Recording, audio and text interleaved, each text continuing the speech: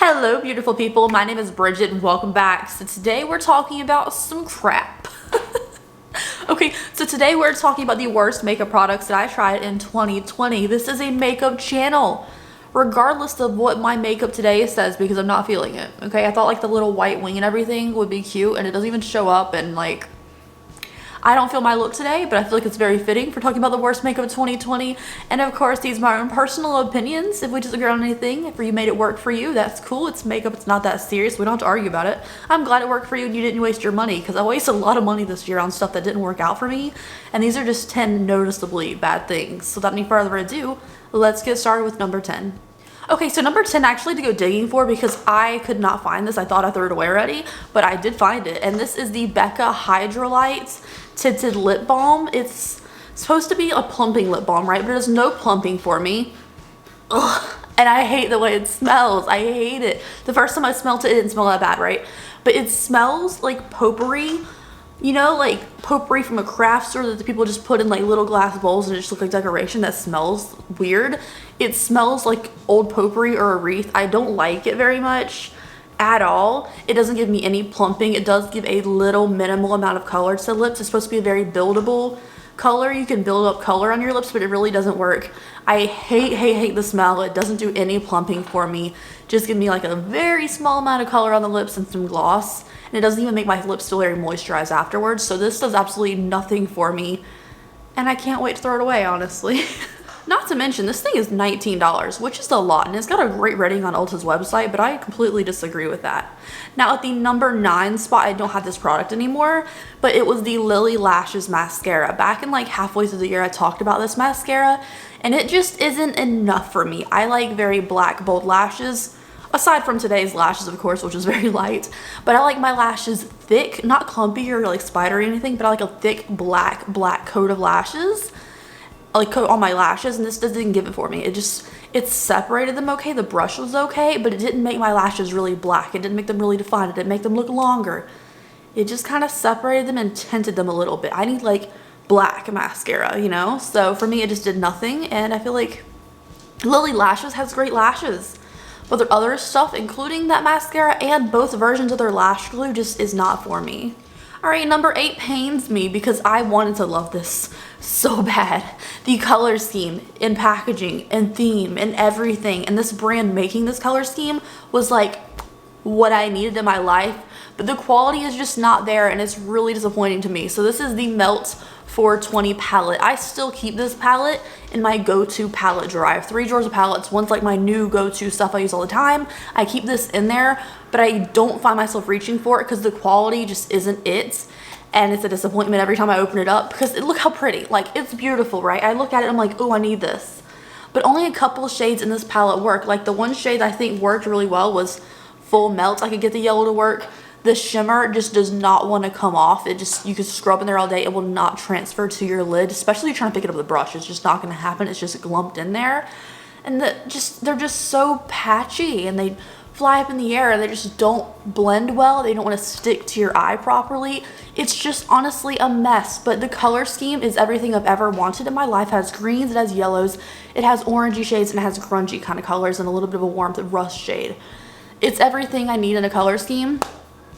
And Melt having like a cool edgy themed brand too makes sense for me for this. But they're just so inconsistent, and this was such a disappointment to me. And honestly, they need to like re-release this for half the price, because it's expensive. It's like $58 for palettes. They need to re-release this at a cheaper price, or like I'll take another brand doing it right, you know? Give me a dupe of this, somebody who has consistent quality, please. Ooh, Lunar Beauty. Lunar Beauty, Manny. Hello, I need this in your formula. Also, that is lower on my worst list because I just love the color scheme so much, but like the quality isn't there. So number 7 is kind of a recent thing. I actually did a sponsored video for them, but this is the one thing I did not like, and I'm super glad they were cool with me not liking it. And it is the ZC Cosmetics mascaras.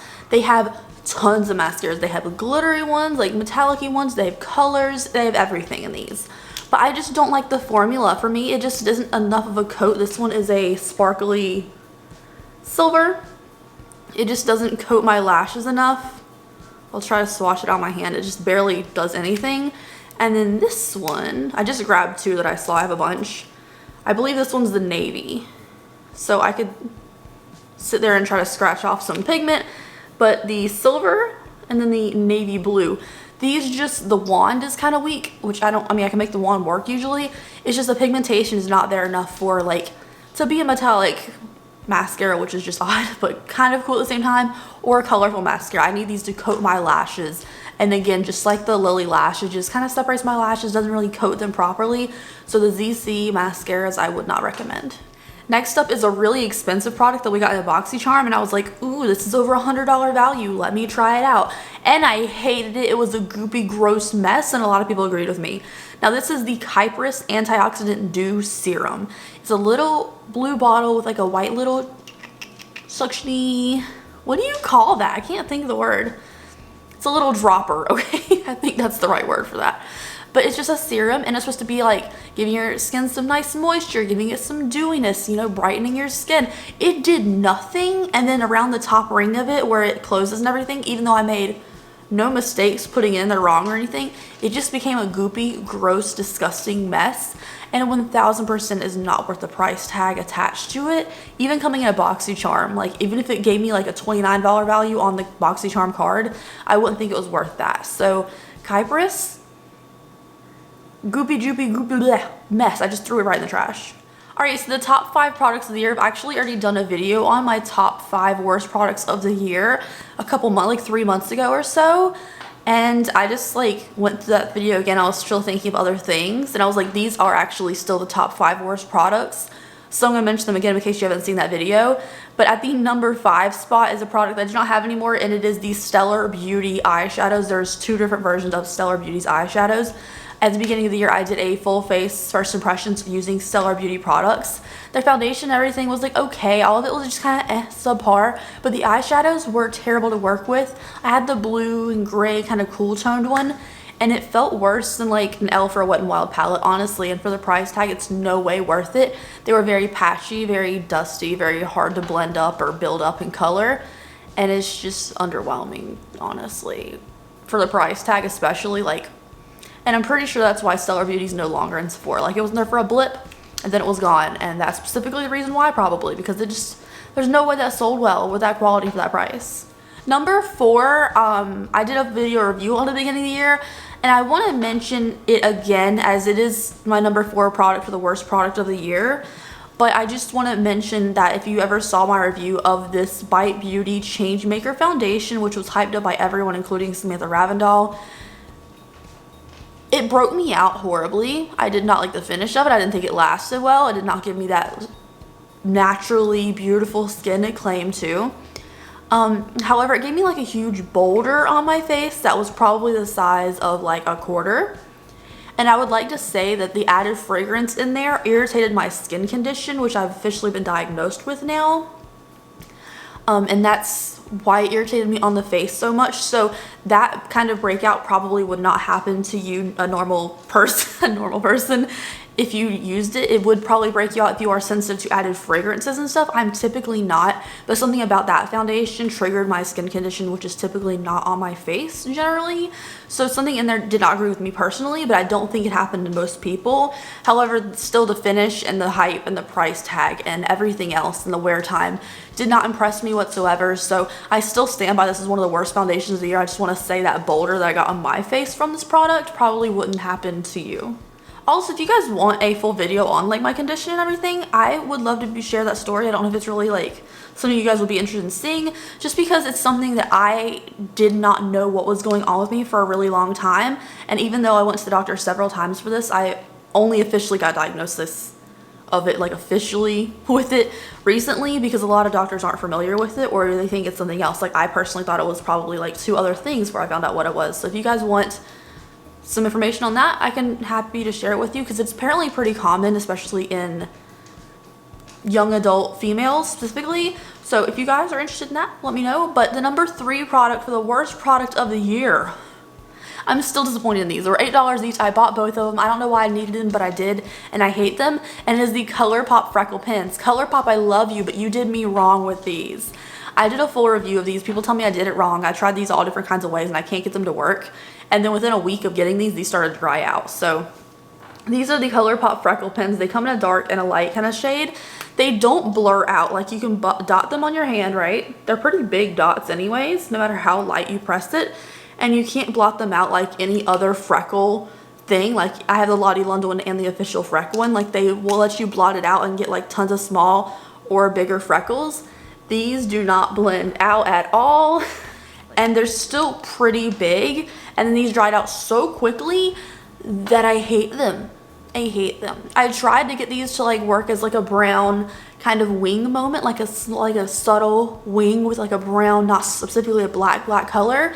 But they started drying out on me so fast, and the tip is kind of rounded and it didn't really work out. So I could never find a use for these that I enjoyed at all. All right, number 2 palette. I actually got my refund for it now. I contacted Beautylist and I got my refund for it. So if you haven't done that, get your money back because it's trash. And this is the Jeffree Star Cosmetics Mini Orgy palette. Oh my god, I think this thing was $25. I got my money back recently because they're still giving refunds if you ever bought this, so it's not too late. Do that. It's not anything good. And you know what? I don't feel like enough people are mad about it being trash because it was Jeffree Star. I feel like if it was like an Anastasia palette and they did this trash, it would have been uproar like subculture all over again, but I didn't really see any uproar about this being so terrible. But the Mini Orgy palette, the quality is just like you're scrubbing your finger there trying to put on your lid. It doesn't want to come off. It is so stuck gross in the pan. The textures are different too. A lot of these came broken when people got them because the formula is just odd. Like, here's the palette up close, and honestly it looks normal, but you can tell like there's a fingerprint there and I couldn't get it to come off. It didn't even mess up the front texture of it. Some of these, like this one down here, have a more intensely gritty looking texture. And then it just, you can't get any pigment off. They're not good. They're just, if you get a little bit of pigment on your finger, it's very see-through.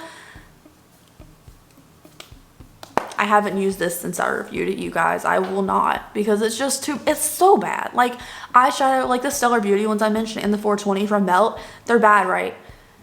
But at least I can make them work to some degree. This I can't. And it's all shimmers anyway, which is just weird. Like, he should never release an all matte and an all shimmer palette. He should have done mix. That would have been a lot better and he wouldn't have to refund these things.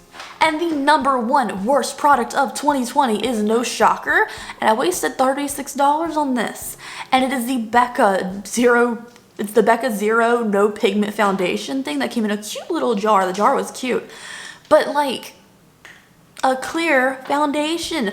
Part of me was like intrigued when I first saw this announced because I was like, ooh, how does this work? And I wanted to know and I wanted to find out for myself, so I bought it. I thought it'd be a good review.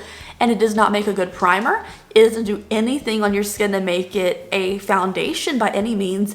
As a primer underneath, it'll make your foundation pill. It's kind of more of a silicone-y thing, so I think if you wear it on the regular, it is going to fill your pores and clog your pores. It's just liquid clear in a jar. It is just, it's like Jello.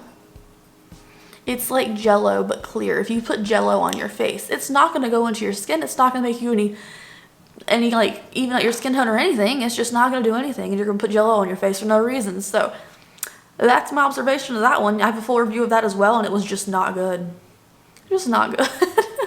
But anyways, thank you guys so much for watching today's video. I hope you enjoyed it. Please let me know your worst product of 2020 down below. I'm sorry if you wasted any money on any of these things that I don't like, or you probably don't like either, because like no one likes to waste money on makeup.